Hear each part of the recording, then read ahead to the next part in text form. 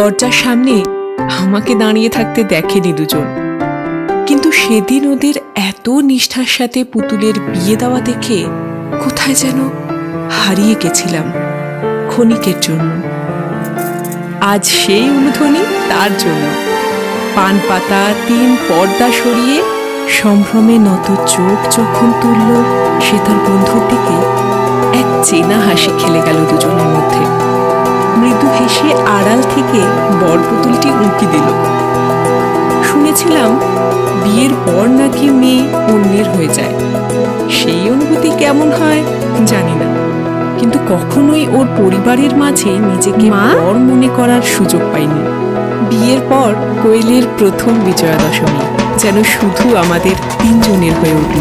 পোশাকের সেরা সম্ভার নিয়ে আপনার অপেক্ষা বিএন ঘাটি, আস্থার মাপকাঠি, 96 GT রোড, আসানসোল।